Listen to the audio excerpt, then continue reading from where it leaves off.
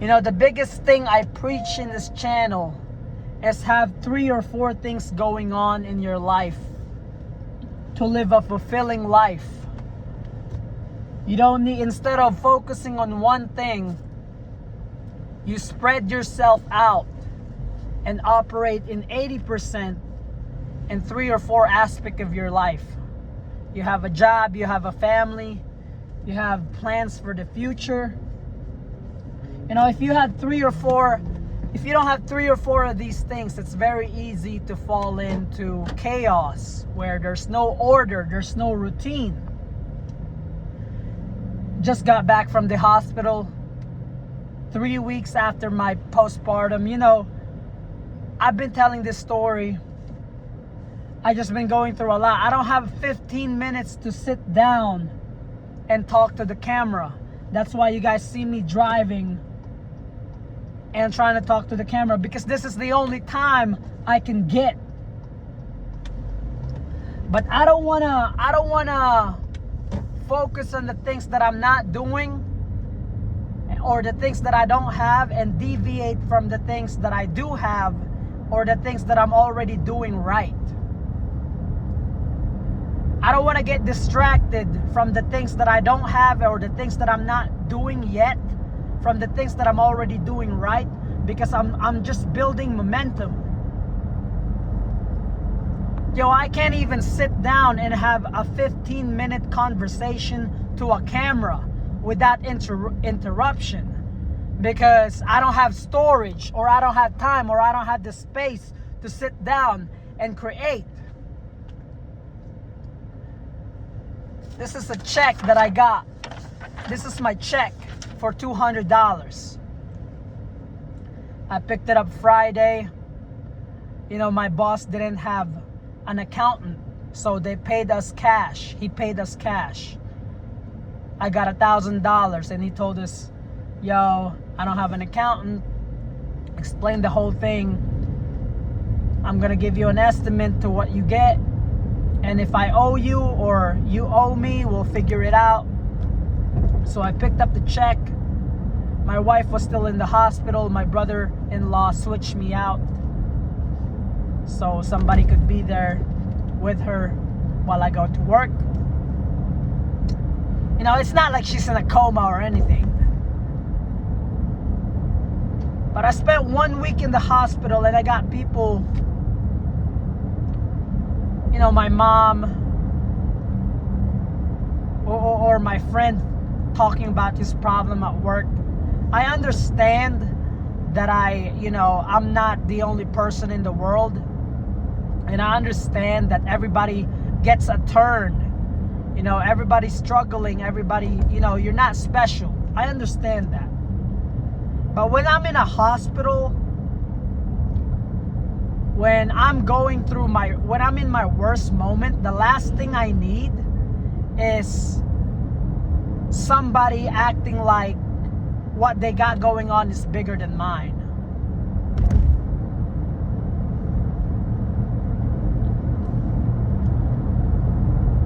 I saw this video from Dan Coe because I was talking to a Taylor Swift fan about a Kanye West interview. And I noticed mid-sentence she wasn't listening. And I remember a video from Dan Coe saying, you can still talk about your interests to other people, but you have to frame them for the people lower in a ladder and raise them to where you are. Basically, he was saying that it's your responsibility to bridge the gap between where people are to where you are. Because most people are waiting to be approached. They don't do the approaching themselves. And most people are comfortable with, you know, staying in the same place. You know, never going to a place where it stretches them or makes them feel uncomfortable. But I'm here trying to balance 9 to 5.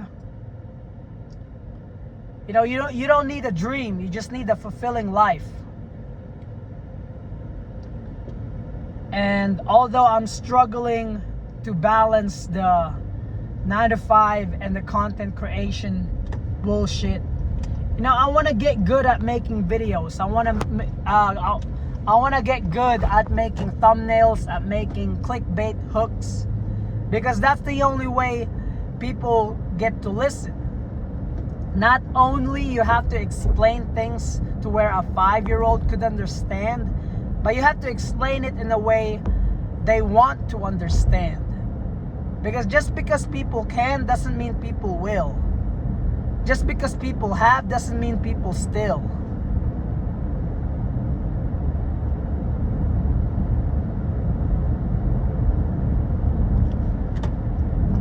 So right now I don't have a storage, I don't have time, I don't have space. I don't have the things that I need to succeed in YouTube, but I want to start before I'm ready. I want to start when I don't know what I'm doing. I want to start as a proof that you don't need to be good at what you do. You just need to build momentum. But you can't build that momentum if you don't start. If you're not doing your best at your work. Did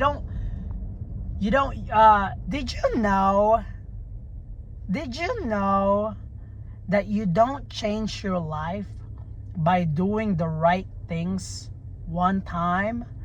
You change your life by doing the right things consistently. Can you say consistently? Great job! Consistently, yeah!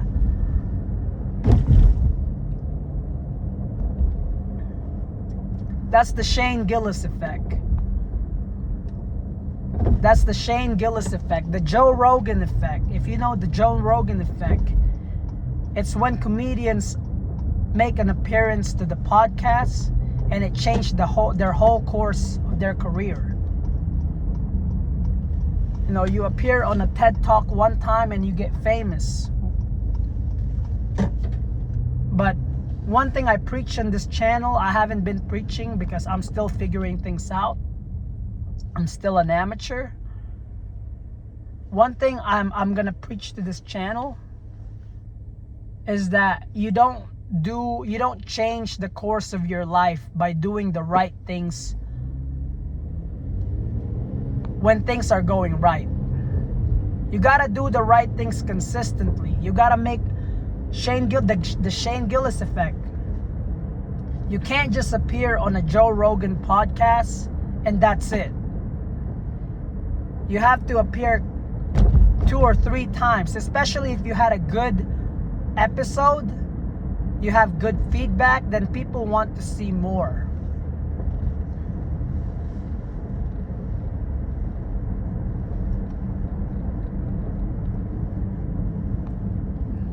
To frame this idea, here's a quote from Facebook saying, if you want to go for a run, don't wait for people. On your 5th or 15th run, the like-minded people will find you. But you gotta get to your 15th run. Right now, I'm on my 5th run. And I don't have nothing going on in my channel. But I want to document my life. I might start a new channel. I have an idea. I want to do a Miss Rachel parody. I want to do a lot of things. But like I said, I'm already doing the right things, so I don't want to deviate. I don't want to distract myself and get discouraged by focusing on the things that I don't have or the things that I haven't done, and getting distracted from the things that I'm already doing and the things that I have, the things that I'm already doing right. Sometimes you can do the things right without knowing about it.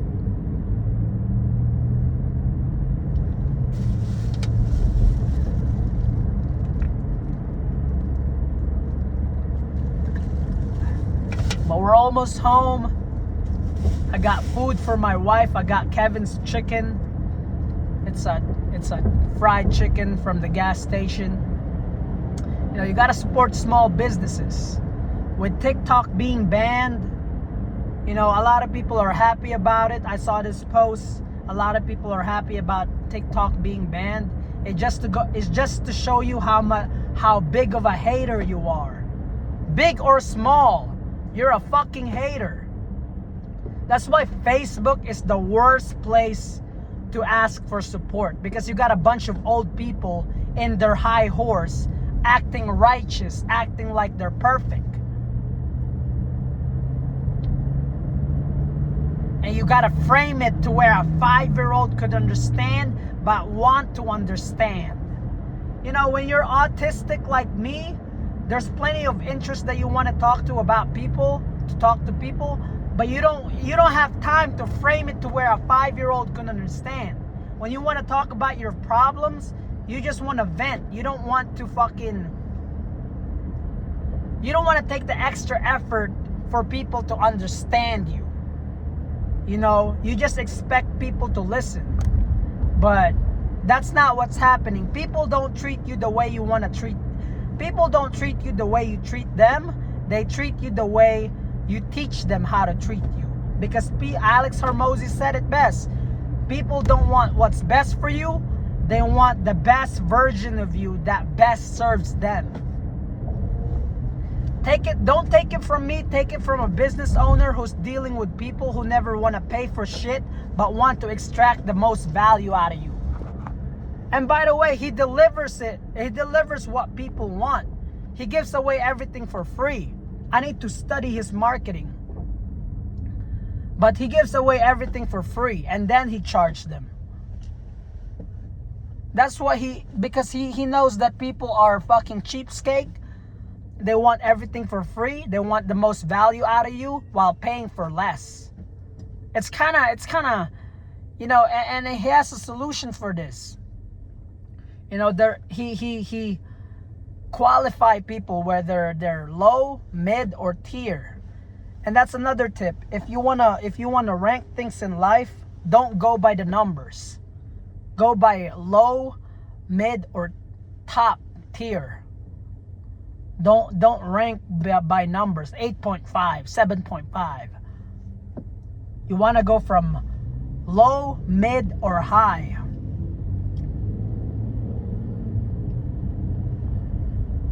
Anyways, I'm almost home. I'm almost hitting my 15 minutes.